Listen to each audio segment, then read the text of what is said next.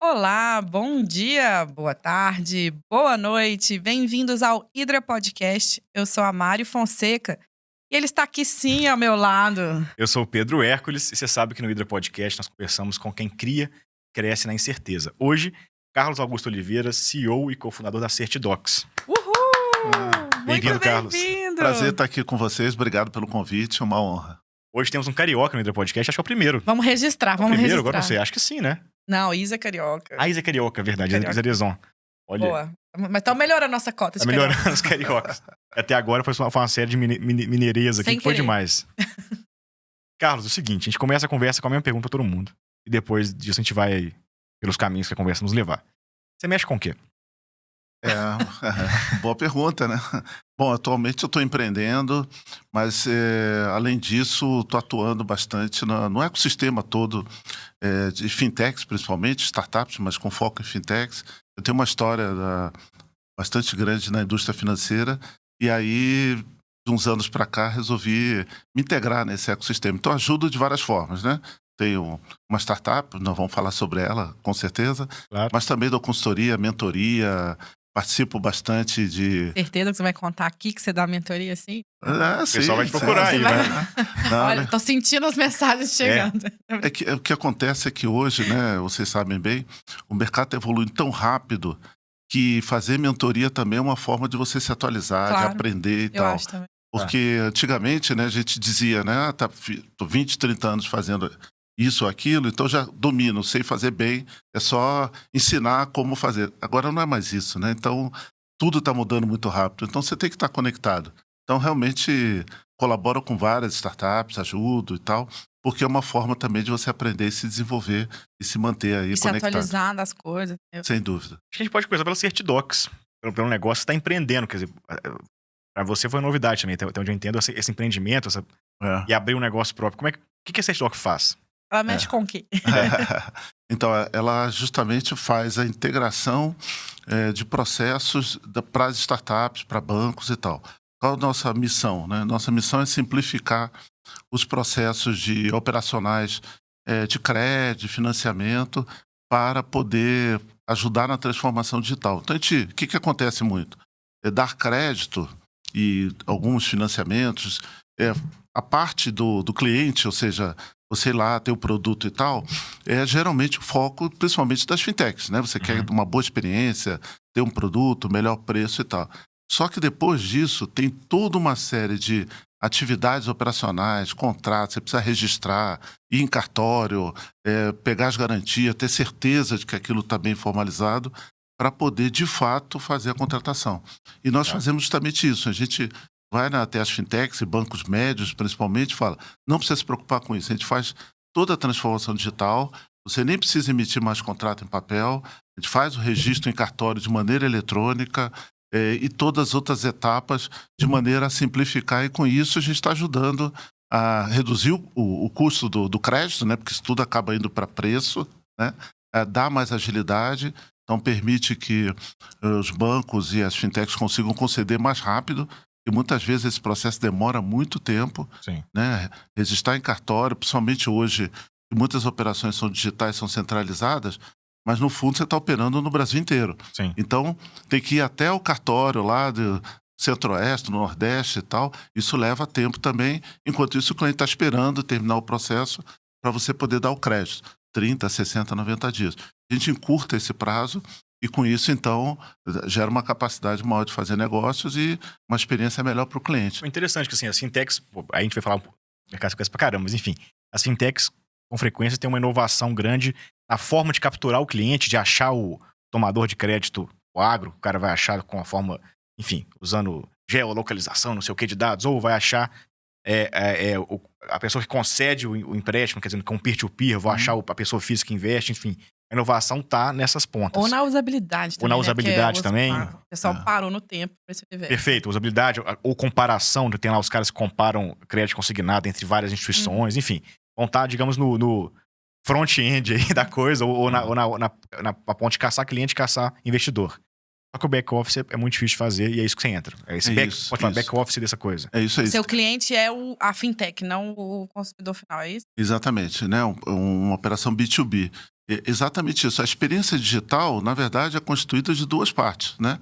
Claro, a primeira é fundamental, você ter uma boa usabilidade, ter um preço baixo, competitivo, ser simples para poder você originar, atrair o cliente e poder vender o produto. Só que muitas vezes, depois a entrega desse produto, que dependendo do tipo de operação, consome uma série de atividades, né? Nem sempre é tão agradável assim. Então, muitas fintechs acabam, como, claro, o foco principal tem que ser de você gerar essa experiência, muitas vezes atrás o processo ainda não está tão estruturado, integrado e digitalizado. E é aí que nós ajudamos para justamente dar uma experiência completa. Não só ser agradável na compra, mas também na entrega de maneira ágil, simples e eficiente. Mas aí vocês entram assim, aí entra um pouco mais, talvez, tecniqueza, assim, mas porque é uma coisa que eu queria entender bem, assim. Eu sei que, toda operação de crédito é registrada, não sei se na CBLC, vem de cabeça agora, ou é algo assim, né? Tem várias registradoras para poder operar isso. Tem que registrar em algum lugar, porque o cara vai depois... eu vou no Itaú pedir um crédito, ele vai puxar meu CPF, ver que eu tomei crédito não sei aonde, enfim, tem uma inteligência aí. Um lugar que você, tipo um cerado do crédito, é isso? Isso, você tem que registrar em algum lugar. Aliás, acho melhor você contar pra gente um pouco isso. Me explica isso. E aí depois eu pergunto. Eu vou fazer as perguntas é um mundo tão doido. leigas, porque eu não entendo nada desse mundo. Não, é bacana, deixa eu explicar. Depende muito do tipo de crédito, né? Tá. E consequentemente, as garantias que são exigidas. Você tem desde o crédito simples, sem garantia para pessoa física, um ticket menor, né? E que aí o processo já é totalmente eletrônico, não precisa registrar em lugar nenhum, porque você dificilmente, pelo valor daquele empréstimo, vale a pena você pedir garantia e muito menos você cobrar judicialmente. Você vai amigavelmente e tal. Então, não é o nosso foco. Aqui... É o cartão de crédito pessoal. Cartão de crédito, cheque especial, né? Tal. O cara vai no Bacen, registra lá, enfim... Pronto. Acabou. É simples, né? Muitas vezes você hoje já contrata direto no mobile, na internet e tal. Muito simples. Beleza.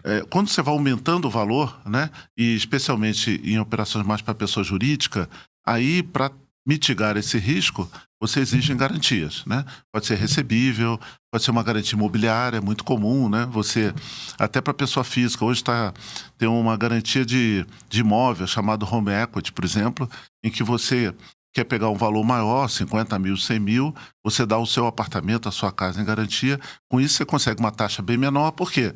Porque se você não pagar, o banco tem direito a retomar aquele imóvel. Home equity. Home equity, Legal, nunca tinha. O empréstimo com garantia de imóvel, né? Tem um asterisco, esse é um tema que vai no nosso relatório do FDC. É importante. Já saiu, que a gente não sabe quando vai sair a entrevista, enfim, mas a gente está escrevendo um relatório sobre finanças e longevidade. Aí o prazo pode ser mais longo. A gente fala de reverse mortgage lá, né? Que é uma hipoteca reversa, que é um tipo particular de home equity. Exato. O mortgage é mais um crédito imobiliário, né? Ou seja, você está pegando um empréstimo para comprar o imóvel. Nesse caso é o contrário, né? Não, mas é a hipoteca reversa, na verdade. É que o cara dá o imóvel e ganha uma grana. Exatamente. E mora naquela casa até o fim da vida. Muito comum nos Estados Unidos, né? Sim. Então, nesse caso, você pode ter um empréstimo mais alongado, você pode ter um prazo maior, com uma taxa bem menor. E no caso do hectare que a gente entrevistou, em vez de ser a casa, ele coloca o café, por exemplo, como garantia. É isso. Hoje em dia, qualquer tipo de garantia pode ser um recebível que você tem de vendas que você faz, pode ser qualquer patrimônio que você tenha, em alguns casos até um aval, um avalista e tal. Então, essas garantias, para poderem ser válidas, tem que ter registro, o contrato em si e essas garantias. E aí, dependendo da modalidade do empréstimo, é em cartório mesmo. Por exemplo, garantia imobiliária tem que ser em cartório, porque o cartório é que dá a publicidade e garante que aquela terra, aquele imóvel, aquele patrimônio, de fato, está devidamente alienado, para não ter o risco de você dar a mesma garantia duas vezes, né? Dependendo da garantia recebíveis e tal, aí são centrais registradoras que tem várias que fazem esse papel, de fato, inclusive recebíveis de cartão, que está na moda, que houve uma mudança regulatória recente. Então, depende muito do tipo de operação, por isso até que nosso papel é simplificar para a instituição, para ela não precisar se preocupar com a regulamentação, o que está mudando, o que exige para cada tipo de empréstimo, e nós fazemos essa integração da onde for necessário para poder simplificar. Tem que ir ao cartório fazer esse A registro? gente faz digitalmente, a gente faz Os eletronicamente. cartórios aceitam agora. Exatamente. Ai, graças a Deus. É uma mudança que vem acontecendo, né? Com a própria pandemia isso acelerou bastante e nós construímos essas integrações, né? Tem uma série de aspectos aqui ligados a isso, né? As fintechs, normalmente, além de fazer a operação com garantia, ela precisa também, como ela só pode operar com capital próprio, em geral, ela cede essa operação. Então, ela dá um empréstimo, pega essa garantia e vende essa operação em seguida para recuperar o dinheiro para fazer nova operação. Então, ela vai pedalando para poder ter funding de cada vez mais. Sim. Essa operação também a gente também faz de forma digital. Securitização, o nome disso? Exatamente. Gera muitas vezes FDICs, né, fundos que justamente acumula aquelas garantias, aqueles contratos com garantias, e aí com isso ela cede para esse fundo que paga ela e ela continua operando. Pergunta de leiga, é tipo quando a Hectare faz o CRA lá para poder... entendi. Eu tô aprendendo tanto sobre finanças ultimamente. Nosso papel é esse, é simplificar para justamente o banco, a fintech, não se preocupar com nada desse processo, fazer isso de uma maneira bem rápida, bem simples e ajuda todo o ecossistema de crédito. Perfeito. Mas é um negócio assim, o mineiro que é em mim tem e quando dá chabu? E quando o cara não paga e tem que cobrar, executar a garantia? Isso aí. Essa parte da conversa Vou também. lá buscar o apartamento de volta. E aí também nós temos alguns serviços que a gente presta também para a empresa. Fazer o protesto, fazer todo o dossiê de ajuizamento para poder fazer a retomada do bem, também de forma digital. Isso também são serviços que a gente presta para poder agilizar também na recuperação do crédito ou na retomada da garantia, se for necessário. E então, tudo isso. E essa relação com a fintech, ela se dá como? Vocês têm um modelo mais de consultoria customizada ou vocês são um software as a service que ela vai usando? Como é que a gente tem uma plataforma totalmente as a service, né, que ela paga a função do uso, mas é claro que a gente dá um suporte, dá um treinamento e tal para poder ajudar ela a entender esse processo. E faz a integração quando aquilo é requerido, né? Então, nós temos uma plataforma bem flexível e nós fazemos a integração com a plataforma do cliente. Vocês abrem ali APIs e se integram ali para poder rodar. Exatamente. A gente tem APIs e, na verdade, a gente tem toda a modalidade de integração. Fintechs, a API já está mais Tudo é misturado ali. Você clica um botão, você sabe, acionou 6 pessoas. É isso aí mesmo. Para poder a experiência toda ser digital, tudo integrado, né? Entendi. O objetivo é esse, dar essa integração completa e essa experiência adequada para o cliente e para poder monitorar todas as etapas do processo, para o cliente poder ver o prazo que está andando, quando vai ter o crédito e ver que está tudo bem. Então, se eu sou uma fintech, eu vou contratar vocês. É uma anuidade, uma mensalidade, depois alguns... Não, a gente não tem custo fixo. A gente cobra apenas por uso. Então, só por uso. Por contrato, cada contrato que você mandar, nós vamos fazer o processo e cobrar um valor pequeno em função daquela formalização daquele contrato e do registro. Vocês estão olhando o volume de contratos ali. É isso aí. Aí você cresce, né? Nós crescemos também. E assim todo mundo ganha. É mais alinhado, né? Alinhado com a receita, né? Esse é o objetivo. Não tem nenhum custo fixo. Que é o modelo atual, né? Acho que todo mundo vem trabalhando bastante nisso, que é muito melhor para poder propiciar a parceria. A natureza do seu cliente também, né? Eles são negócios novos, tal. Raramente vão ter uma grana grande para te pagar de frente, né? Antes de ter o deal. Antes de ter o deal, antes de ter o crédito sendo concedido. É verdade. Mas nós temos já vários bancos médios também, que também resolveram simplificar esse processo no seu back-office com volumes bem razoáveis. Eles terceirizam esse back-office. Exatamente. Aí a gente dá mais eficiência, ele elimina atividades que estavam sendo feitas manuais, papel, imprimindo papel, levando cartão, a gente elimina isso e dá, então, um ganho de eficiência para o banco. Além de que, como eu comentei, a gente agiliza mais, então ele fica mais competitivo para poder dar uma resposta mais rápida para o cliente dele. Eu tenho uma experiência com isso. Eu trabalhei tempão com investimento, pessoa física, para investidores de alta renda lá no Itaú e tal. Então, eu conheci o crédito como sendo sempre um produto lá que você vende, o CRA, que o Mário falou, né? O CRA, o CRI, LCI, LCA. E por aí vai o crédito como produto de investimento, né? Esse tipo de... Mas, uma coisa que já passei por isso, é quando a gente comecei a estudar um pouco mais esses peer-to-peer lending, né? Essas plataformas onde várias pessoas emprestam para várias empresas, por exemplo. Mas, cara, apareciam ali nomes de tipos de contrato que eu não conhecia, porque, os nomes são outros. Sem dúvida. Cédula de não sei o quê, cédula CCB, CPR e tal. Exatamente. Coisa que eu não faço. Inclusive, ontem foi citado CPR, que a gente nem perguntou o que é CPR, que eu não sei ainda, mas enfim. Então tem os nomes que eu não sei o que é, nomes novos que vão aparecendo. Minha dúvida primeiro Antes do que é CPR, eu vou te perguntar. Quando o cara chega lá, esse cara que monta um peer-to-peer lending, ele fala, faz todo sentido pra gente aqui e tal. Eu não sei, ele já chega pra Certidoc sabendo qual é o formato legal daquele contrato mais adequado e tal, e você vai fazer a operação pra ele, ou ele também vai chegar, cara, não sei qual contrato, não sei se eu faço uma CPR ou uma CCB e tal. Essa dúvida também tá com a Certidoc. Vocês também entregam esse jurídico nesse sentido. Essa consultoria. Depende, cada caso é um caso, né? Em geral, quem já está operando sabe bem quais são os instrumentos que tem que ser contratados junto ao cliente, né? Porque cada um deles, as variações são porque tem legislações diferentes, tem incentivos diferentes e tem que ter muitas vezes um lastro diferente para cada tipo de operação, né? Mas em geral, sim. Mas tem casos, sim, que nós damos consultoria e ajudamos ele a definir melhor o seu contrato. A gente revisa, inclusive, o contrato, muitas vezes, para garantir que, quando for formalizar no cartório ou na central de registro, aquilo não dê nenhum problema. Então, nós fazemos essa revisão, sim, e muitas vezes discutimos com o jurídico, dando algumas sugestões, né? Mas quem já está operando há algum tempo domina bem isso. Sim, os bancos médios, imagino que ele já fazia a questão do back-office, que ele vai fazer agora digitalmente, sem aquele tanto de gente. Mas a turma nova do Fintech tá aí um mercadão. Quando eles começam a entender melhor como otimizar e dominar essa linguagem e as juridiquês, eles aceleram o processo. Então, às vezes, deve chegar muita coisa nova também que vocês precisam entender. Chega muita coisa nova, chega fintechs que estão estruturando a operação, né? E aí na partida já percebem que não vale a pena fazer tudo, né? Fazer tudo dentro de casa, para acelerar toda essa construção. Então nós temos desde bancos médios, fintechs grandes que já estão operando há bastante tempo, até realmente algumas bem menores e algumas que estão se montando, sim. CPR é cédula de produtor real. De produtor rural. Por isso, faz sentido. Então, e ele tem uma característica interessante, que ela não necessariamente é originada no mercado financeiro. O que é isso? É um empréstimo que você dá, né, para o fazendeiro, para o agricultor, né? E, em geral, está atrelado a uma garantia do maior bem que ele tem, que é a fazenda, né, a terra que ele tem, mas muitas vezes é a própria safra que ele está produzindo, né? E a contrapartida funciona assim. O que acontece? Quem origina a cédula, ao contrário de uma operação de crédito normal, é o próprio produtor. Então, ele é que gera, é o processo inverso. Ele gera a cédula, né? E o banco, então, analisa e dá o crédito.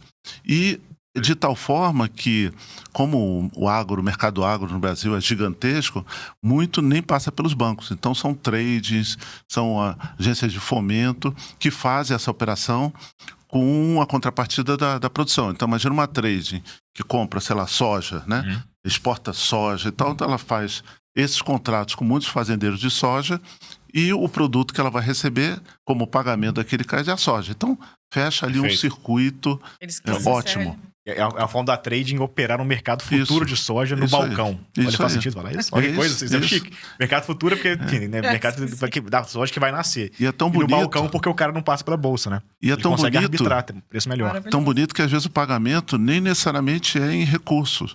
Às vezes é em insumos, em fertilizante. É uma troca, né? Matéria-prima que ele precisa para poder operar. Então tem uma troca aí que funciona muito bem e aí por isso que vai incrementando bastante. É porque ele entende tanto que a gente vai abrindo janela, que vai ser um perigo. Muito massa. Mas deixa eu só terminar de entender. Só manda o pessoal ver Hectare, aliás, né? Quem tá ouvindo. Gente, assiste o episódio do Hectare. Foi pessoal, bem legal, aprendi bastante. Aquela venda casada do Ida Podcast. A gente tá falando com o Carlos e falou com o Hectare, enfim, ontem não sei, uma semana atrás, 2 atrás.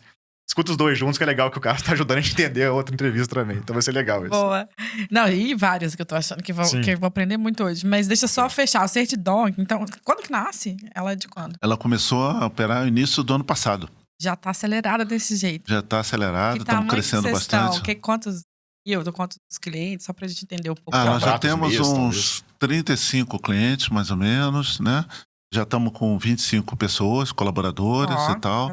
Chegamos no break-even em 1 ano, então agora nós estamos crescendo bastante, acho que tá muito bom. Agora, tem todas as dificuldades do mundo, né? Não estamos aqui também só para dizer que é lindo, maravilhoso e tal, né? Então tem muito trabalho, muita dificuldade de demonstrar bem o valor que tem de fazer essa digitalização e vencer a curva, né, de convencimento, porque muitas vezes o banco lá já tem um processo interno, então você demonstrar isso. E como vocês estão vendo, é muito técnico, né? Então, tem que discutir com o compliance, com o jurídico, para mostrar que a solução atende aos requisitos legais. Então, muitas vezes demora muito tempo para a gente conseguir essa converter. aquisição, essa conversão deve ser o maior desafio.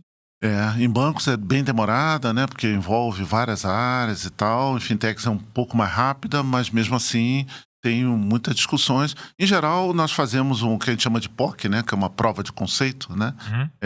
Em que a gente pede alguns contratos e mostra que a gente tem a capacidade de registrar, que está tudo atendendo é uma boa forma, regulamento. Uma boa dica para quem está querendo explicar uma coisa muito técnica. Mas deixa eu fazer. Deixa eu fazer, você vai ver que a gente faz o registro, que legalmente é válido e tal, e aí segue depois com o contrato. Mas o cara acaba fazendo com vocês e também com o processo dele, acaba acontecendo de usar os dois meios ao mesmo tempo, assim? Tem clientes que fazem isso? Pode, nós não temos nenhum problema com isso, porque se essa for uma maneira de entrar no cliente e convencer ele gradativamente, até bom, porque ele vai ver que o processo nosso é muito mais simples, mais eficiente e retorna muito mais rápido. Isso geralmente é o maior ponto de dúvida, de desconfiança, né? Se realmente a gente consegue registrar num tempo metade ou menos da metade, ou mais da metade, né? A redução de 70%, 50% a 70% do tempo do cartório. Que leva esse tempo?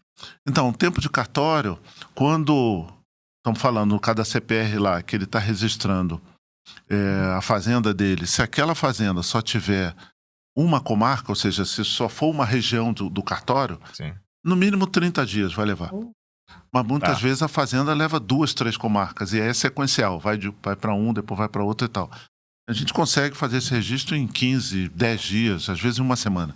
Então, por ser digital, por ser eletrônico e tal. Então, muitas vezes... São super despachante. Então. É bom isso aí. E tem uma despachante turbo. E tem uma desconfiança natural, né? De que realmente consegue fazer tão rápido e tal. Então, a gente fala, então, me dá aqui alguns contratos, eu registro para você, você vai ver quanto tempo leva. Então, outro ponto, os cartórios... fazenda, sei lá, né?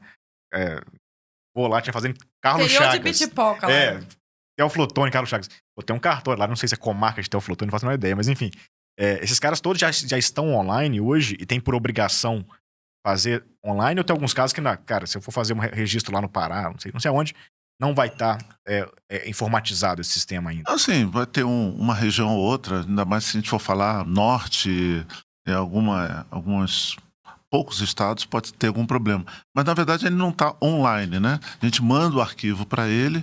Hoje em dia, a tecnologia é bem barata, né? Você fazer envio de um arquivo é muito simples. Essa capacidade de receber o arquivo e tratar, ele tem padrões já estabelecidos para isso, né? E aí ele, recebendo isso, ele baixa o documento e aí faz essa análise lá. Na verdade, boa parte da redução do tempo é, primeiro, a logística, né? Uma coisa é você ir até lá no Pará e tal. Outra é que, como nós fazemos essa análise antes, a gente tem uns filtros, a gente garante que não vai ter rejeição, né? O tal da exigência, é um termo que o pessoal usa muito, que é o cartório recebe aquele contrato e vê que falta algum detalhe que no protocolo dele, o procedimento do cartório, aquilo é exigido. Falta uma assinatura, falta uma informação, ou aquilo não está enquadrado adequadamente. Então, ele devolve. Então, é muito comum isso acontecer. Então, nós fazemos esse tratamento do zero antes. Processo, normalmente, né? O tempo, né? Então, exatamente. Então, nós fazemos esse processo antes e dificilmente a gente tem exigências. E quando tem, a gente discute o cartório para ver se realmente aquilo precisa ser devolvido ou não. Então, isso a gente ganha muito, né? O pulo do gato, então, é esse pente fino digital que vocês fazem dos documentos, depois essa relação digital com os cartórios. E essa integração. Exatamente. Você sabe que eu falo aqui, já falei algumas vezes, que o meu sonho é acabar com o cartório. Então, toda startup consegue diminuir nesse processo, porque eu acho a coisa loucura, né? Algumas coisas. Eu tô tirando meu ICPF essa semana, já briguei com umas 10 pessoas pra tentar tirar. A cópia autenticada é um negócio muito doido no século XXI, né? E aí, eu fico feliz de ouvir mesmo que vocês conseguem fazer esse processo. Por isso que a gente tá nessa dúvida aqui. Eu não sabia que os cartórios estavam aceitando esse formato. A gente acha que a gente, inclusive, melhora um pouco a imagem do cartório, né? Ele tem um mandato legal, né? Para vários tipos de documento, da publicidade de fé, né? Naqueles documentos. Então, com isso, a gente deixa um pouco transparente também e simplifica para você não se preocupar com a burocracia, entre aspas, que o cartório tem fazendo o processo correr, né? Então, esse é um pouco do nosso objetivo, sim. E vocês são quantos sócios Nós somos 3 sócios, né? Eu e o meu sócio founder, né? Que nós 2 começamos a operação e depois veio um terceiro sócio que está nos ajudando também, complementando o nosso portfólio de serviço. E aí, apesar de toda essa expertise e já ser mentor de startup, vocês passaram para o processo de aceleração ou de captação tradicional de modelo, não foi? Passamos por um processo de captação, sim, né? No ano passado, né? Foi muito legal. E agora estamos num processo de aceleração. Agora a gente está vivendo um processo de aceleração que ajuda bastante, né? A gente cresceu muito, e aí não necessariamente a gente cresce estruturado, organizado como deveria, né? Porque tem tudo para fazer ao mesmo tempo. E agora, nesse processo de aceleração, está reavaliando todos os nossos processos, vendo onde a gente tem gap, o que a gente precisa melhorar e tal. E tem muita coisa para melhorar. Com quem vocês captaram? Qual foi o... A gente captou com um fundo da BRQ, a BRQ Labs, né? Eles têm um braço de inovação em que...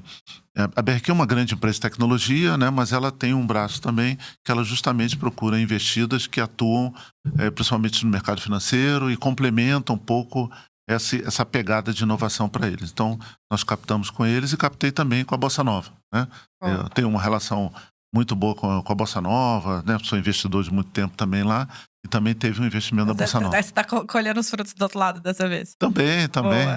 E aí vocês têm, então são 2 sócios que entraram? Como é que foi esse cap day? Isso, são 2 fundos que entraram, né? Dividiram lá a nossa captação. Uma captação pequena, mas para a gente realmente ter um caixa inicial para conseguir operar. E agora a gente chegou no break-even, então a gente está analisando se vai precisar de novas rodadas, né? Provavelmente mais uma para dar um novo salto, né? Então é fundamental, né? Porque... São selos e chancelas também, de alguma forma também. Exatamente. Você passa por uma avaliação, o que ajuda você a se organizar melhor. Você recebe um caixa barato, entre aspas, porque você está dando equity, mas mesmo assim é muito melhor do que você ter que recorrer, né, financiamento e tal. E além disso, é um selo que faz a due diligence e tal, então ajuda também a mostrar que você está melhor estruturado para poder passar essa confiabilidade para os clientes. Então, e a aceleração, só para não deixar de falar, que você falou dos investidores, a aceleração que vocês estão fazendo é com a Liga Venture. Então, nós passamos por um processo, por um pitch day grande, que uma empresa, que é Porto Seguro, né? Promoveu, a gente foi selecionado e aí ganhamos essa aceleração da Liga Venture, que está ajudando também bastante, muito bom. Eu estou muito curioso com a sua história pessoal em relação a isso tudo, porque assim, eu olhei no seu LinkedIn e tal, dei aquela pesquisada antes. Você passou você tem uma carreira gigante, super importante em grandes bancos no país e tal. De repente você tá aí fazendo pitch, quer dizer, que passando por aceleração. Pelo menos diferente, quer dizer, os executivos que você conhecia nos bancos e tal, estão lá nos bancos, ou sei lá, enfim, poucos vão sair para empreender e fazer isso tudo. Como que foi isso pra você? Onde que nasce essa vontade de empreender e como que você faz essa transição? E essa relação com as startups, né? Que legal, você tem legal. Ótima pergunta. Me dá um prazer grande responder isso. Então, de fato, passei por vários bancos, né? Fiz uma carreira aí bastante interessante em bancos importantes, né? Trabalhei no Bank Boston lá, fui diretor de operações, assumi uma boa parte de TI também. Depois fui para o Itaú, né? Assumi lá a diretoria de operações, banco gigantesco, né? Então eu tinha uma área muito grande, tinha todos os back-offices do varejo, do Itaú. Metade também. Do SEIC lá devia ser prédio seu lá. Experiência maravilhosa também, muito, muito legal.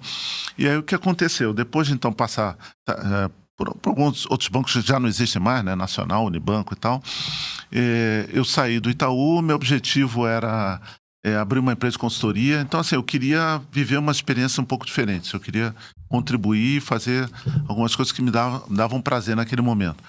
E acabou que coincidiu que o banco original estava montando o projeto do zero, né? Isso foi lá em 2012, né?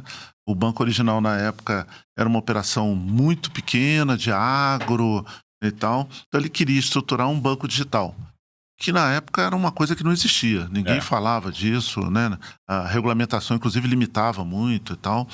E aí se montou uma equipe grande, né? Vários colegas na época do próprio Bank Boston foram para lá, alguns do Itaú, de outras empresas. E eu Eu vivi... adorava o cheque do Bank Boss, era tão chique. Não Era é? chique. Não é? Era lindo, É era lindo. lindo, não. Ele vira o personalité, né? Quando o Banco Itaú... espetacular. O Itaú comprou, exatamente. Foi aí que eu fui pro Itaú, né? Exatamente. perfeito, foi nessa. Tá bom. Eu brinco que eu fui comprado pelo Itaú, né? Então, foi comprado pelo foi Itaú. no pacote, né? Foi no pacote. Adquirido, Foi no foi adquirido.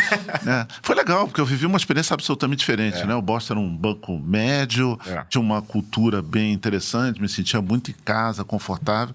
Fui pro Itaú para aquele gigante, entrando assim pela janela e como é que, né, me adequo àquilo. Mas foi também uma experiência linda, porque logo depois veio a integração com o Unibanco, então eu participei do rollout, né? Que eu tinha trabalhado no Unibanco também, então... A estreia da crise de 2008, né? Naquela bagunça toda ali. Foi uma experiência bem interessante. Mas aí eu falei, pô, chega...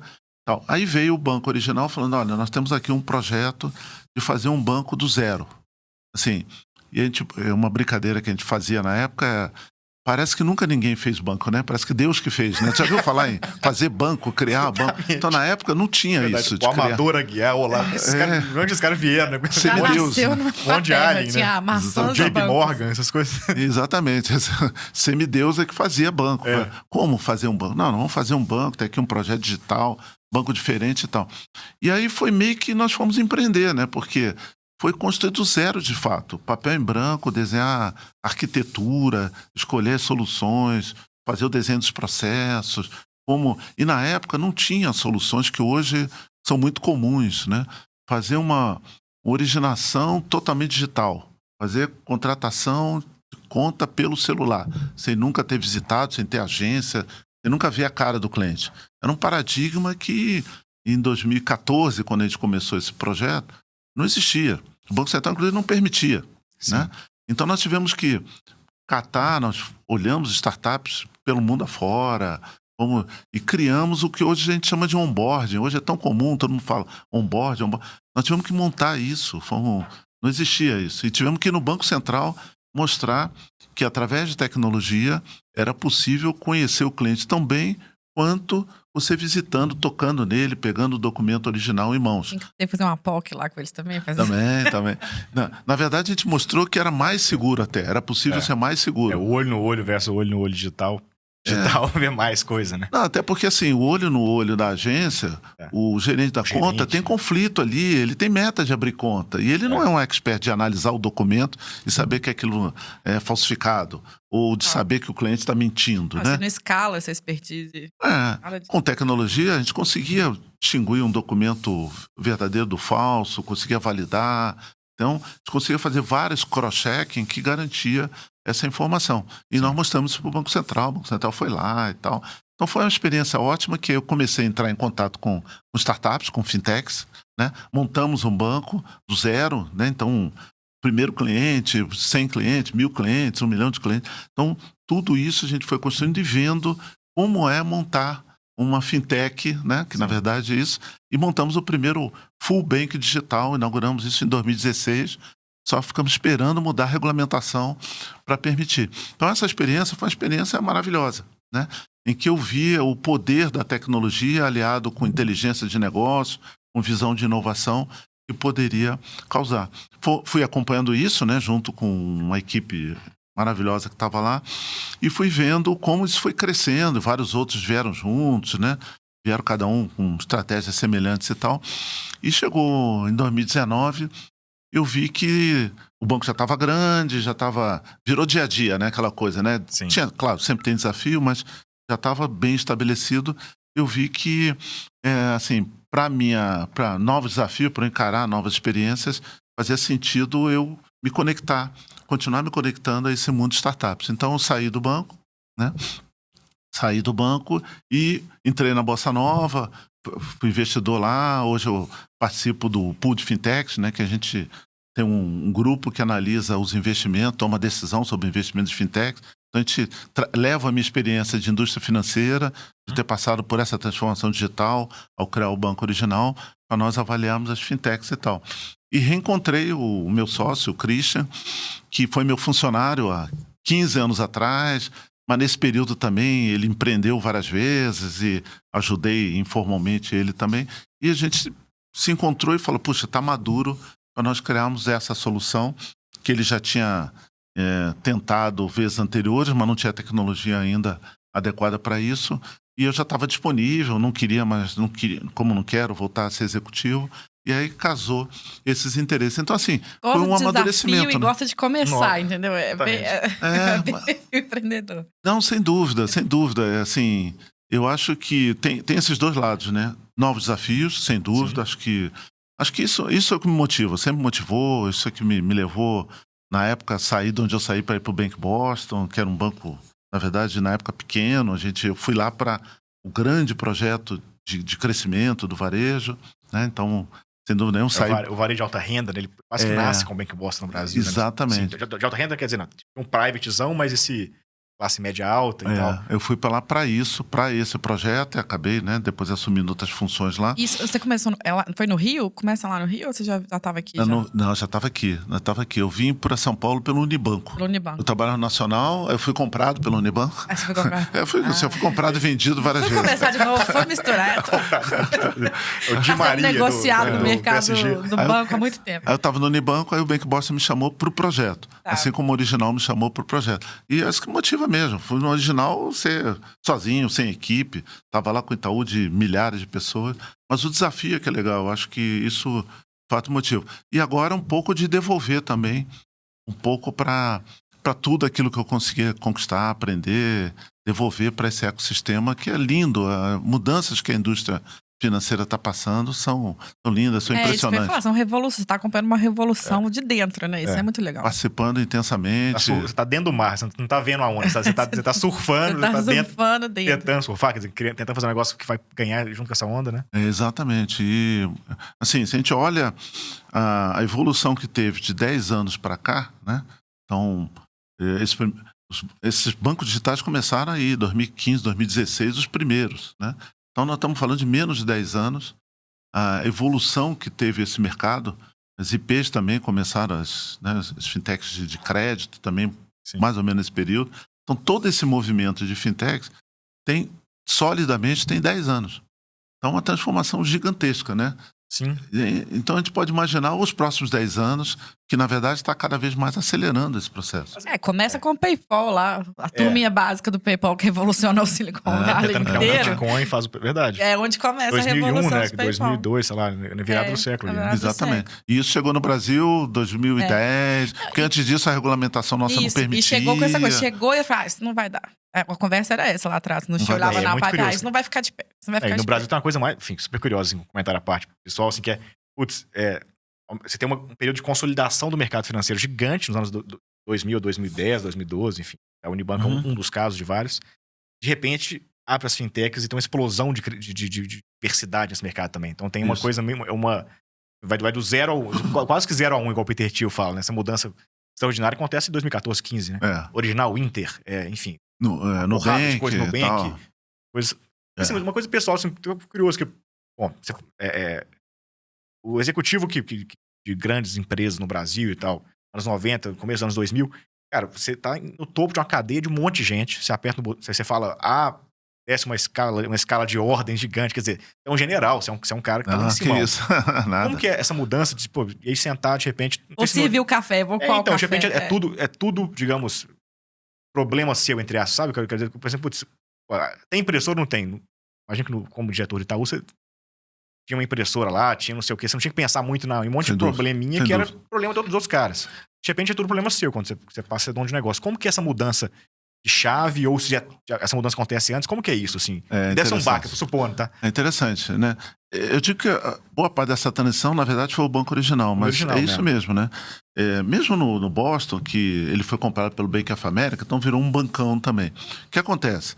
Realmente, nessas estruturas grandes, as coisas estão resolvidas. Né? Então, você não precisa se preocupar com detalhes. Trocar lâmpada. Tem assessor, secretária, tem função bem definida, as estruturas realmente funcionam muito bem. Só que tem um problema. Quando você quer mudar alguma coisa, todas as estruturas, elas impedem essa mudança, elas dificultam. Né? Você tem que mudar o procedimento, você tem que mudar a política, tem que recorrer a 1000 aprovações, porque as coisas funcionam bem. Né? Então, é muito difícil você fazer mudanças, ainda mais mudanças radicais.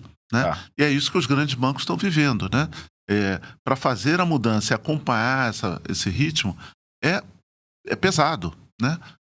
Tem lá um transatlântico mesmo, tem todo um legado, tem uma cultura fechar a que agência, dificulta. por exemplo, essa coisa do original versus os bancos que já tem um monte de agência. Se fechar, a gente é duro pra caramba. Difícil, pesado. né? Difícil. Tem sindicato em cima, demitir pessoas, conseguir migrar clientes que estão habituados e principalmente mudar a cultura da própria empresa, né? Você tem lá as áreas de compliance, auditoria jurídica, que sempre trabalharam dessa forma e ver risco em tudo isso, né? E poder você correr novos riscos sabendo que no início não dão certo, né? Inovação é isso, né? Você faz, não dá certo, mas você ganha experiência, muda alguma coisa, ajusta. Exatamente. Isso dá certo, isso aqui dá errado, você tem que ajustar. Você vai errar, não tem como, né? Então, aceitar isso, ainda mais sendo um banco vencedor, né, que vem dando resultado, não é fácil. Não é fácil. Então, tem esse lado legal de você ter tudo resolvido, mas tem um lado ruim de o risco de você virar um burocrata, de você não conseguir fazer aquilo que você quer fazer, não conseguir botar as ideias no papel. Demora muito e às vezes você não consegue convencer. Porque não é que o banco não queira mudar, é que entra em conflito com outras coisas que dão muito certo, né? Então você quer mudar a maneira de dar crédito. Cara, mas qualquer mudança impede ou vai atrasar uma outra melhoria que vai dar muito dinheiro. Porque aquilo a máquina está funcionando. Então, você parar de fazer aquilo para fazer uma ideia nova... Modelo vencedor, essa frase é forte. Modelo vencedor, não é que tá dando errado, né? Não é que tá afundando, tá voando. Exatamente. Então, você tem agência lá que... É um Boeing voando, mas tá voando. É melhor quando dá errado, que você tem direito a mexer. Exatamente. Quando você está em crise, aí é fácil, né? Mas imagina, um exemplo típico. Você tem a agência funcionando lá. Você abre a porta, vem fila de clientes querendo abrir conta. Aí você chega, não, mas olha, dá para abrir no mobile... Não precisa de agência. O cara, por quê? Mas eu tenho agência lá, já está lá. Em fila. Eu não vou fechar. Ela funciona. A despesa está lá. Por que eu vou desenvolver outra? Então, são trade-offs, né? São dilemas típicos. Qualquer empresa grande, não é só banco, qualquer empresa vence. Quando você está numa empresa pequena, fala assim, cara, vale qualquer coisa. Não tem essa história de sempre deu certo. Porque nós estamos aqui começando do zero. Então, claro, tem o desafio de você ter que fazer, né? Você tem que se preocupar com tudo. Mas também você pode criar, você pode experimentar, você vê na hora o que deu certo, o que deu errado. Então, do seu ponto de vista de desafio e de aprendizado, é muito grande. Então, hoje eu aprendo muitas coisas que eu nem sabia que existia, né?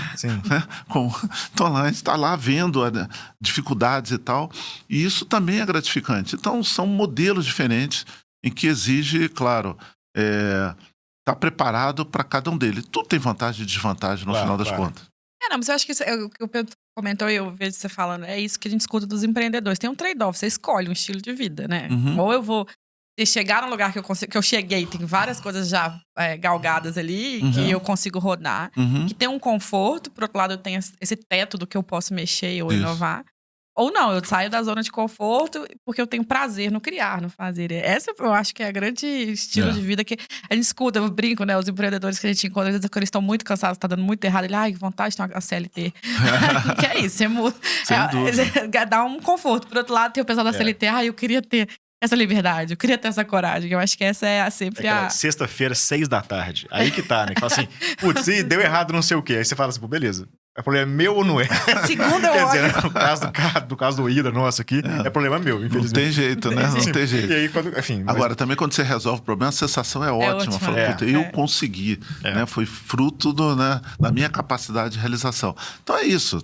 Não tem um único caminho, não tem o certo, não tem o errado. Mas é fascinante, assim, você viveu as duas encarnações. Você galgou uma carreira executiva inteira, né? Chegou no topo. E agora galgou uma carreira de startup. Isso é muito fascinante. Coragem de fazer isso, é muito legal. E aí eu vou puxar a conversa, porque sabe que a pessoa gosta de tendências. E aí eu quero saber, assim, como é que você está enxergando esse mercado das fintechs? Assim, igual a gente comentou, né? Teve esse boom dos meios de pagamento, que é a história do PayPal, é onde tudo começou. Lembro do Moi começando em BH também, a turma toda se mexendo.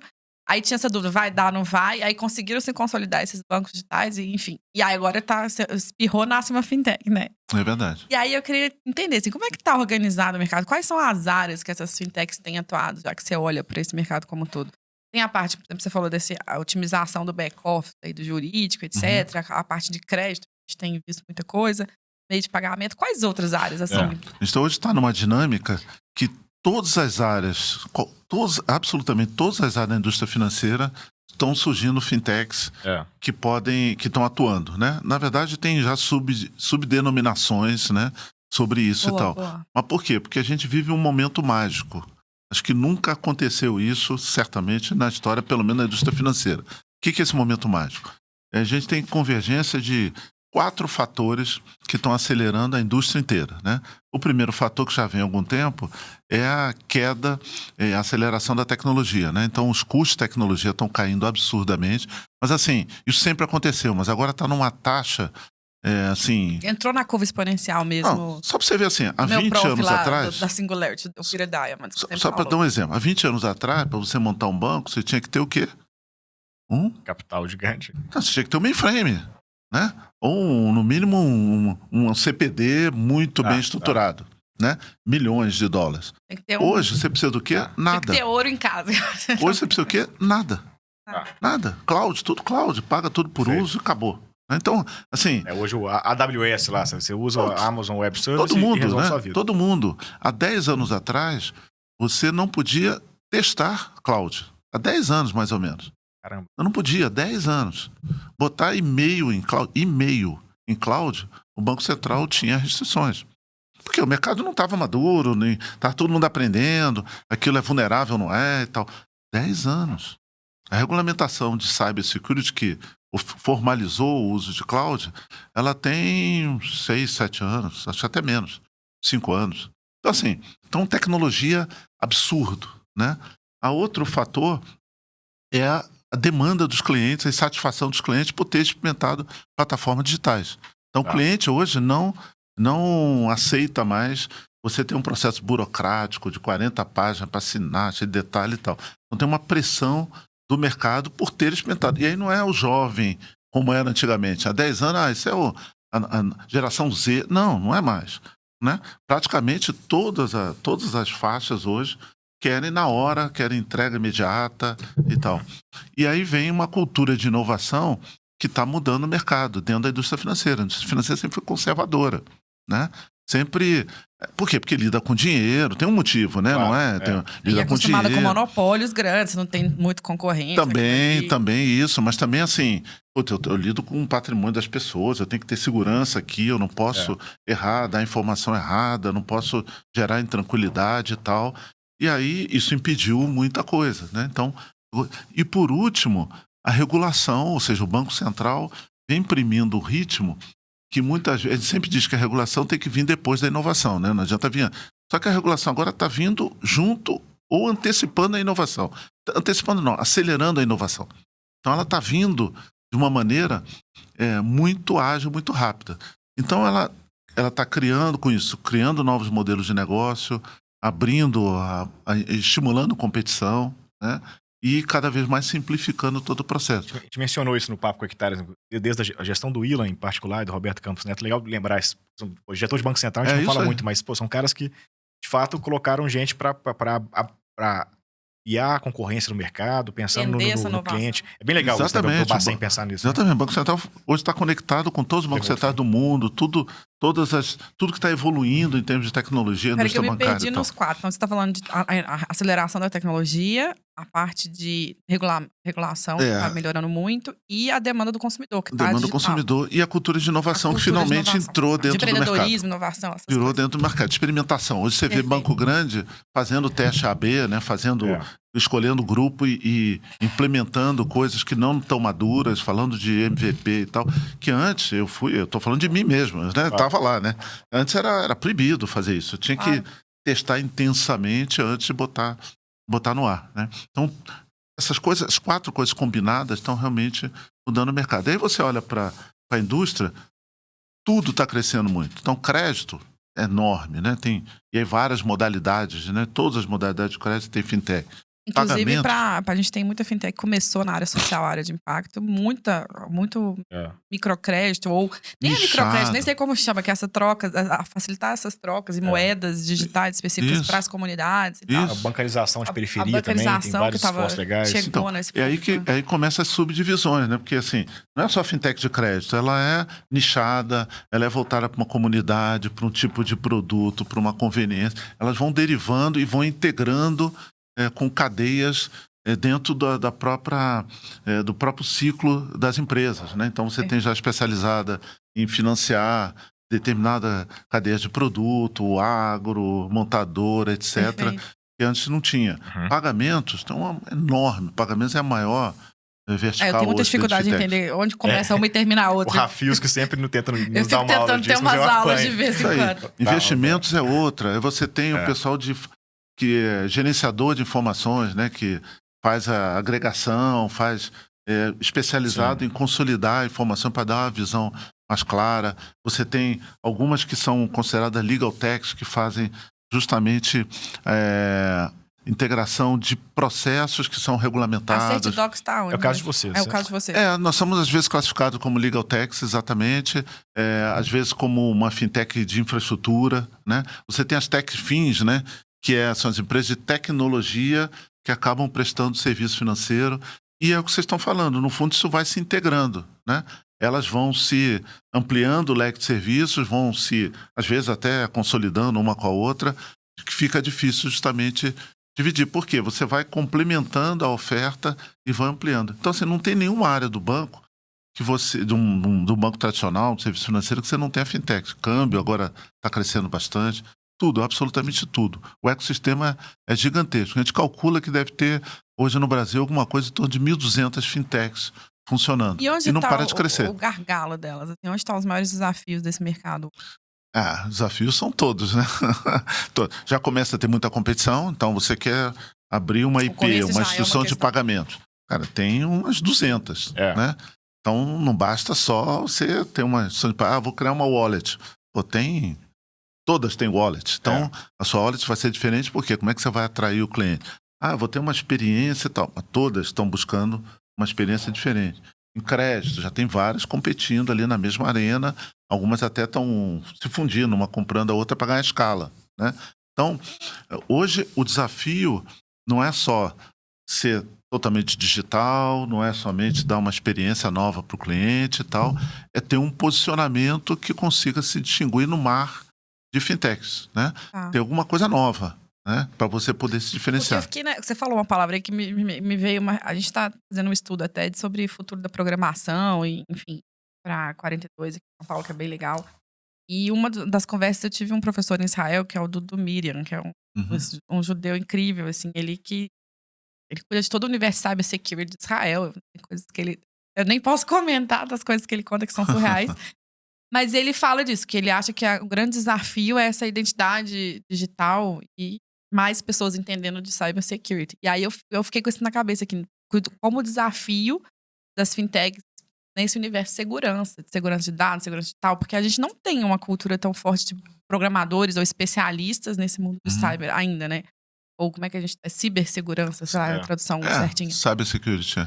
Eu concordo. Hoje a segurança vem impressionando bastante todas as fintechs em especial, né? Mas é uma disciplina que todo mundo tem que dominar. Estamos vendo aí vários casos, né, de invasão, que realmente afetam bastante. Então é uma disciplina que você tem que ter. Claro, para o empreendedor é uma área cara. Você tem um programador especializado, tem alguém que entenda. Estou pensando na cabeça de empreendedor, além da filosofia.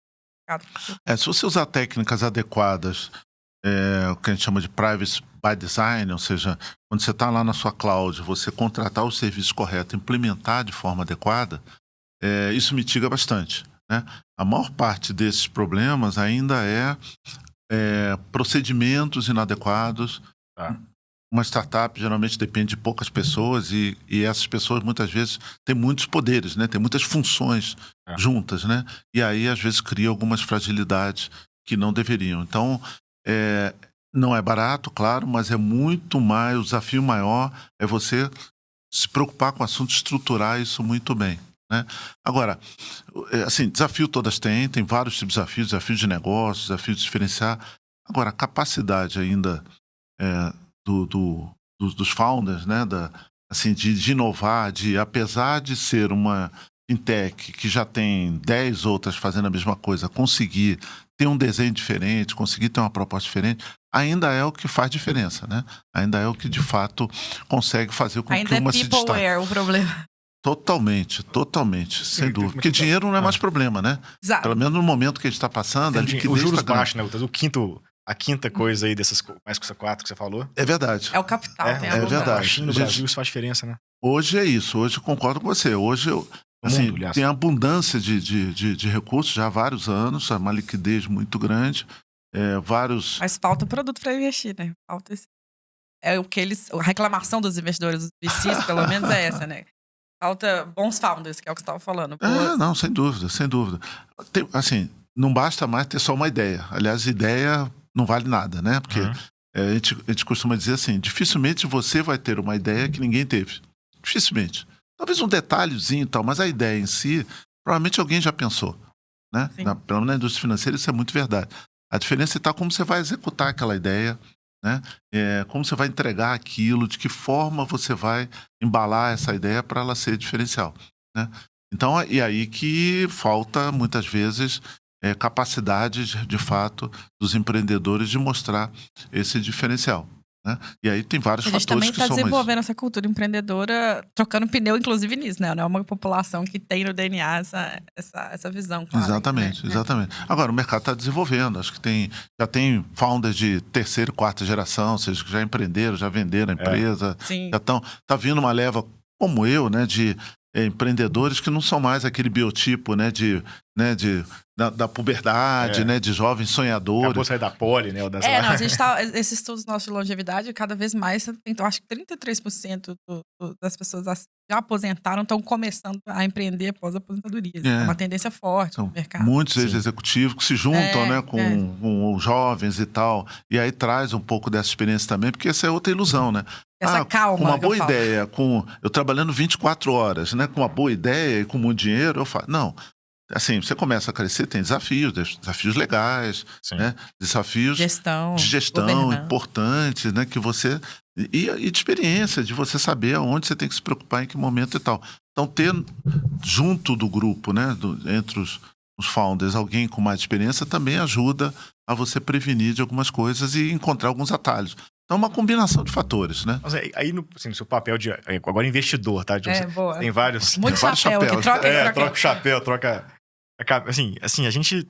Bom, você falou, os bancos são conservadores por definição no Brasil e tal, e tem um bom motivo pra isso, porque quando dá problema com o banco, dá problemão, né? É isso aí. Assim, diferente quando, fechou a loja, não sei o quê, a varejo, é diferente. Né?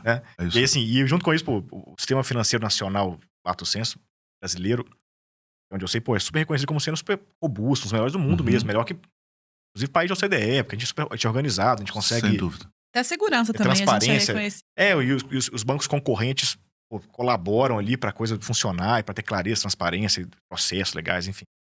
Isso é um super mérito, né? E aí, como investidor, quando você vai olhar, vou investir numa nova fintech, eventualmente, aqui pensando nas fintechs que tem cara de banco, né? Quer dizer, que tem dar funding ali para elas e tal. Que tipo de preocupação que se tem para não correr riscos grandes demais? Porque o risco, a alavancagem que um banco pode ter, que uma fintech pode ter, o risco aumenta muito mais do que um investimento normal, né? Porque a empresa, simplesmente quebrar, ela quebra e leva mais um tanto de coisa junto. Como que é esse cuidado, esse assunto, assim? Como vocês tentam olhar isso? Então, você tem ciclos, né? Qualquer startup tem vários ciclos, né? Você tem as startups que são só ideia ou estão começando a operar, né?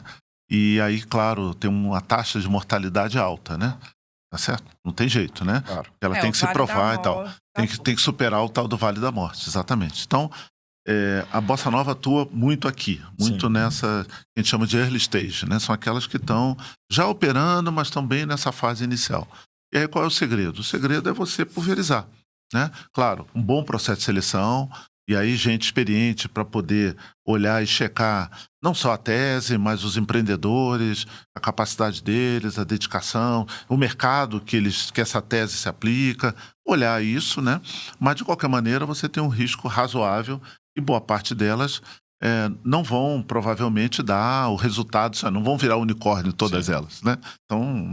Então, o que você faz? Você pulveriza, né? Você monta uma carteira mais ampla em que você pode ter de 10 ali, umas 3 ou 4 que vão quebrar, você tem mais umas 3 ou 4 que vão te dar, talvez devolver o dinheiro, né? E você pode ter 2 ali e tal que vão realmente alavancar. E essa alavancada, como você está numa fase inicial e que o valuation dela, o valor que ela tem é bem baixo, né? Porque você desconta o risco, vão compensar bastante as demais. Né? Então, acho que o que não pode fazer para o investidor que está se interessando, está na moda, então ele estava lá no CDB e falou, puta, agora eu vou para a startup. Os crowd equity agora. Mas eu quero pegar uma no iniciozinho, porque eu compro barato, né? Porque aí ele compra. É igual o CDB que pagava 115, o cara vai pegar a startup que paga, né? Que é a cultura, né? A cultura da quem estava lá especulando. O Luiz Barsi que fala isso, né? Fica reclamando do investidor novo. Esse é o grande perigo, né? Porque aí ele vai, bota numa, duas, o risco que ele tem é gigantesco. Então, o melhor nesse caso é ir num fundo, ir numa estrutura que está não só fazer essa ajuda aí. Não só com especialistas, mas vão poder diluir, vai poder pulverizar. Bons gestores com track record. É isso mesmo. Exatamente, porque isso não é simples de fazer, né? E que vai investir em vários, né? E mesmo com um especialista e tal, nós vamos errar. Então, você montando um portfólio 10, 20 e tal, a probabilidade é de que você realmente tenha um bom retorno. E tem a parte, pelo menos, dos investidores anjos, fala muito que precisa de mais investidor anjo no Brasil, mas legalmente é muito arriscado ainda no Brasil, principalmente na questão trabalhista, ser investidor anjo. Então, esses mecanismos de buscar um grupo, buscar quem diz assim, é um caminho para quem quer começar. Assim. O investidor anjo, geralmente, ele tá assim, ele já está em outro ciclo, né? Ele já acumulou bastante, ele tem bastante patrimônio, então ele está pegando ali 1% do patrimônio dele, alguma coisa assim, e acreditando naqueles executivos ali, naqueles founders, em que ele acha que vai dar certo. E se não der, também não dói para ele. Então, ele está em outro momento. Às vezes ele quer acompanhar um negócio de perto, quer sentir essa emoção de empreender e criar, tem outros papéis. E é um investimento que ele faz também para esse aprendizado. Então, tá tudo certo. Então, o que não dá é você pegar o seu dinheiro, de novo, da CDB... E botar... Aliás, devo dizer, meus amigos estão cheios dos Bitcoin, tem certos investimentos, que é a minha opinião, né? Tem que tratar como opcionalidade, né? É uma opção que você está comprando. Quer dizer, é mais provável que vire zero esse dinheiro, mas se virar alguma coisa, pode virar 800% eles estão felizes. Exatamente, mas cuidado, vai devagarzinho, tem um pedacinho só. Exatamente. Eu queria fazer uma pergunta da cachaça pro Carlos, que eu acho que é importante. Então, eu queria fazer também essas duas coisas. Tu vai nessa, depois eu volto pra cachaça. É a última pergunta que eu acho que é legal, cachaça, mas que é para esse caminho. Que é um pouco dos empreendedores, já que agora eu trazendo o chapéu de mentoria também. É verdade. Nas nossas pesquisas com a base de empreendedor, era muito engraçado que saiu uma pergunta que é assim... qual é a sua maior demanda, expectativa? Tirando dinheiro, que todo mundo pede dinheiro. Tinha uma coisa que era colo. Saiu muito naturalmente. Eu queria um colo, um apoio, alguém para me ouvir. Porque essa experiência de empreender, como você mesmo já narrou aqui, ela é pesada, ela tira você da zona de conforto, né? E ela é muito solitária. E aí eu queria te ouvir. Você percebe isso nas suas mentorias? Que às vezes é um colo que eles estão pedindo? E o que mais que você acha que é comum, assim, de demanda dos mentorados? Então, acho que tem muitos dilemas que na trajetória de uma startup você vive, né? Então você tem, às vezes, muitas oportunidades em que você, muitas vezes, tem a tentação de querer abraçar todas elas e não necessariamente se distingue bem qual é a melhor oportunidade ou qual é o desafio de cada oportunidade. Então, às vezes é um pouco para ajudar nisso, quem já tem um pouco mais de experiência, que pode dar uma direcionada, tranquilizando um pouco e muitas vezes garantindo que ele dê o foco adequado, né? Porque aquela sensação do founder de se eu não aproveitar as oportunidades, eu vou perdê-las, né? Então, tem essa tendência muitas vezes. Então, a mentoria ajuda nisso, né?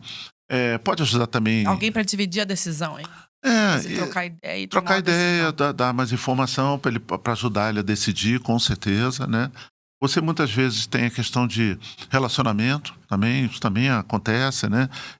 O mentor, como em geral tem uma experiência mais longa, já também desenvolveu muitos contatos, então muitas vezes pode ajudar em, olha, procura fulano, ciclano, pode te ajudar nisso ou naquilo, ou na competência técnica, ou mesmo relacionamento de negócio, tem bastante isso também. Então, é muito importante o founder ter com quem conversar que não esteja na operação, né? Às vezes os investidores fazem esse papel, o anjo às vezes faz, lá na Bossa Nova nós fazemos isso bastante também, né? É o tal do smart money, que assim, de novo, dinheiro é abundante, né? Você não tem problemas, uma startup que está performando razoavelmente bem, está bem estruturada, não tem problema em conseguir captar. Você sabe que se provou, tem capital, é isso? Tem capital, você consegue, né? Dá trabalho e tal, mas você consegue. O que é legal?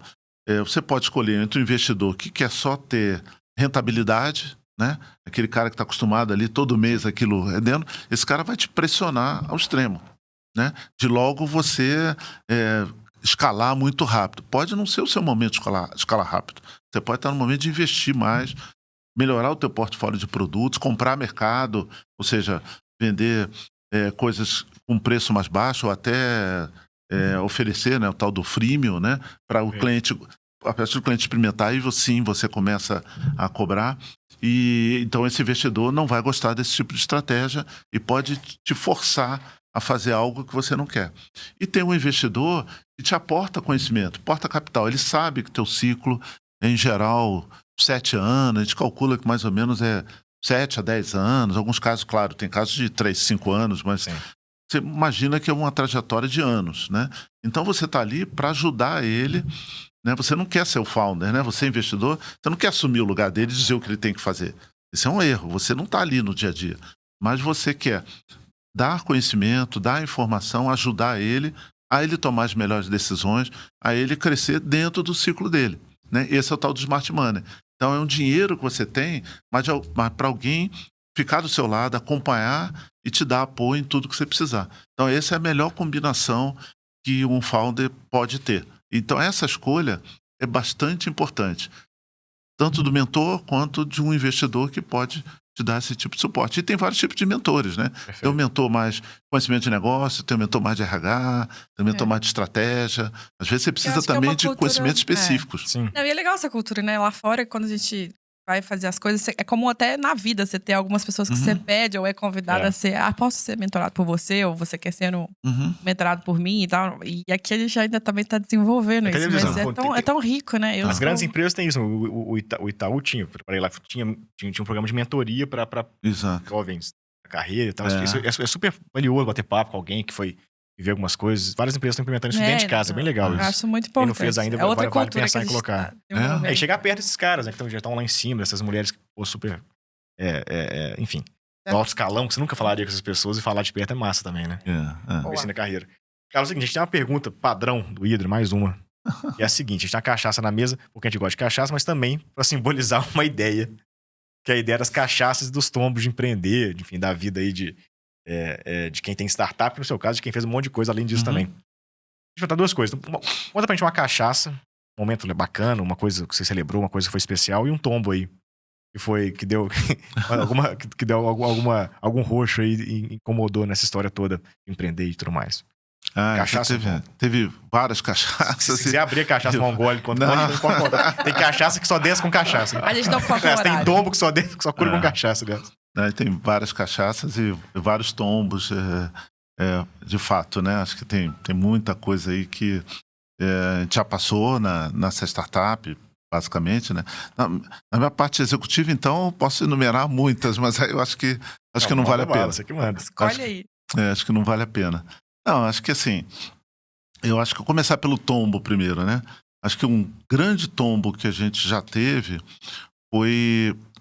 muitas vezes na pressa de querer resolver um problema, então a gente buscou uma contratação assim de alguém que resolvia o problema. E aí isso só nos deu dor de cabeça, né? Porque você está numa estrutura pequena, quando você está lá na época a gente tinha meia dúzia de pessoas, você traz alguém que não está alinhado com a tua cultura, causa um dano enorme. Causa um dano muito grande. Uma coisa é quando você tem 300 pessoas, 1000 pessoas, zero problema. A pessoa se enquadra, né? Não, ela se enquadra, né? Você já tem uma cultura, a pessoa ou se enquadra ou ela mesmo sai. Quando você está pequeno, você está estruturando, você está criando uma cultura, uma pessoa que você opressa por querer resolver um problema específico e não pensando na trajetória, causa um dano muito grande. Então, isso de fato, acho que foi um erro que eu não recomendaria para... Eu acho que gestão de pessoas é sempre... E o mais agravante é que você, numa startup, você está precisando tomar decisões rápidas, né? Você não pode esperar muito tempo. Não vai diluir esse erro aí. O impacto de você esperar a tomada de decisão também, o ônus não é pequeno, né? Então é um problema. Né? É um problema. Mas, enfim, tem que pesar na balança, porque gestão de pessoas ainda é o fundamental. Não adianta, por mais que né, tenha bastante capital, tenha boas ideias e tal, tenha tecnologia e tal. No final das contas, quem faz a diferença, porque isso todos têm, né? Todos têm acesso às mesmas coisas que você tem. A informação está aí, pública e tal.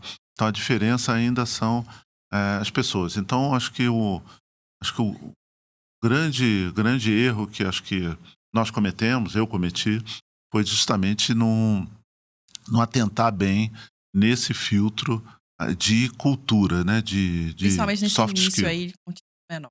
Principalmente nesse início, sem dúvida. Tá. Boa. É cachaça agora.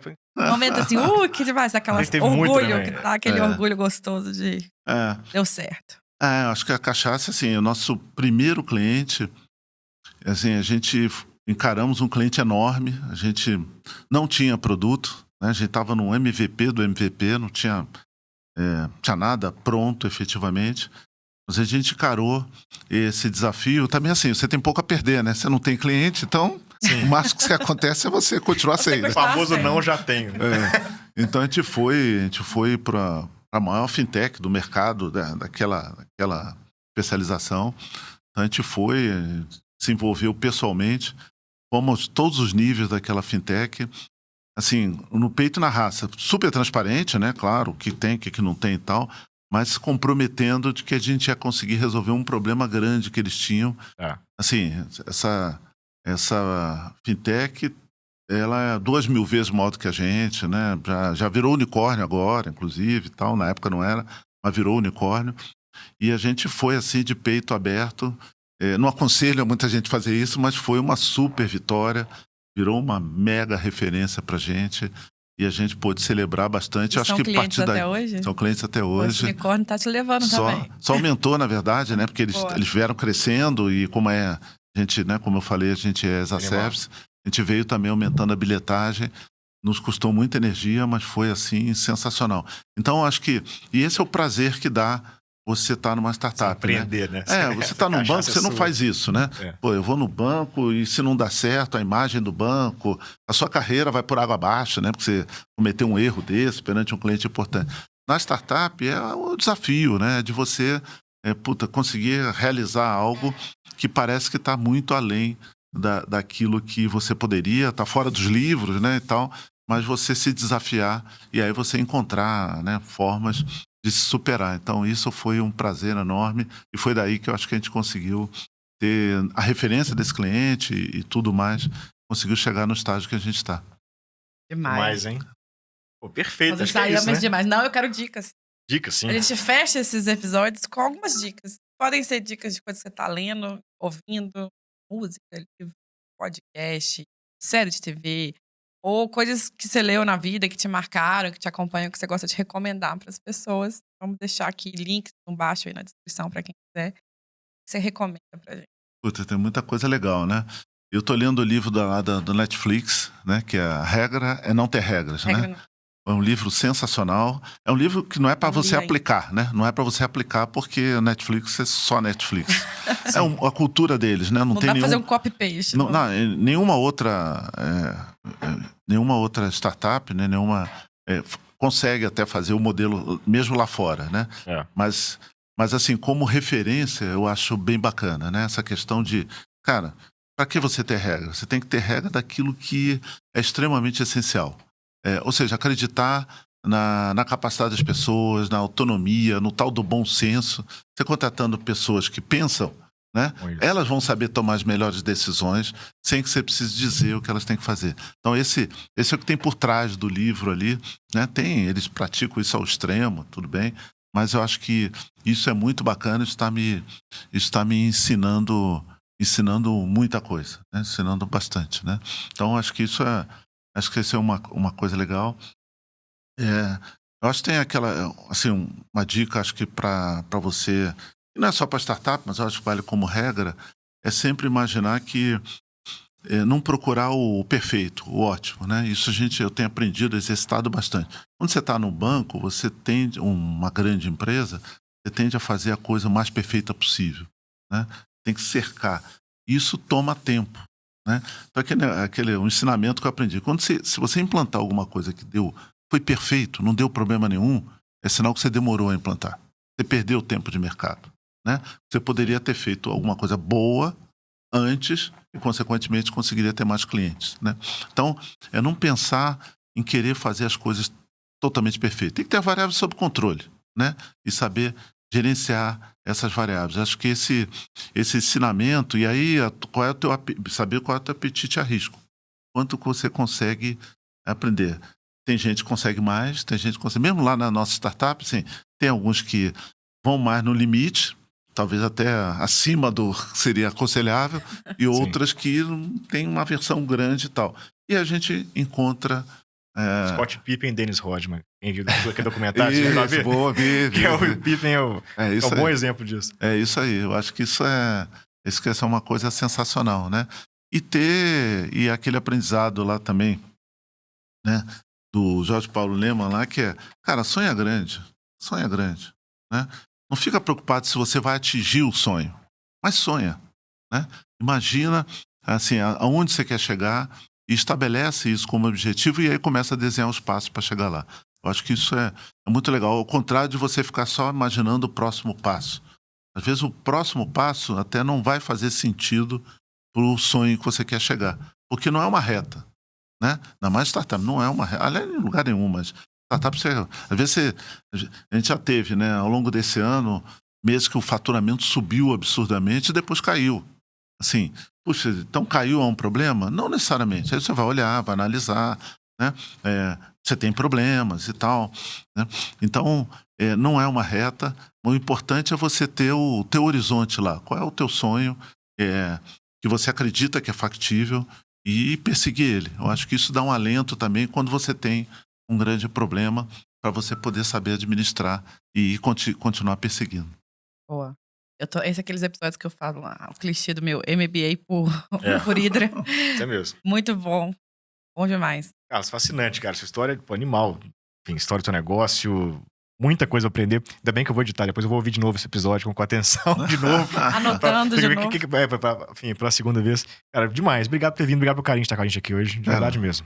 Foi um tremendo prazer estar aqui, poder recordar várias passagens, contar um pouco da minha experiência, trocar informação. A gente sempre estrutura melhor, né? A gente também... Não tá querendo abrir uma fintech aí na longevidade? Já tô querendo. Verdade. Muito legal. Tem muito mercado. Obrigado. Muito, muito bom mesmo. Gostei do papo. Super informal, muito agradável. Bom, prazer, é isso. Quem ouviu até agora, a gente não falou curta. Eu falei em comecinho pra curtir, né? Falei. Sei, mas fala de novo, galera, aí. Curta aí, compartilha o YouTube. Deixa o nome dessa fintech favorita pra gente. Exatamente, pede mentoria aí, a gente fala. Enfim, curte o episódio, acho que o algoritmo do YouTube aí, do Spotify, esses bichos aí gostam de curtir as interações, interajam. Comentem o que vocês gostaram, se vocês querem ouvir mais, o que a gente não perguntou, que tinha que perguntar, que é super importante, o que sua fintech tá sentindo de desafio que a Certidocs tem que resolver pra vocês o quanto antes também. Isso aí. É isso aí. Pô, foi um prazer. Até a próxima quarta-feira com o Hydra Podcast. Valeu.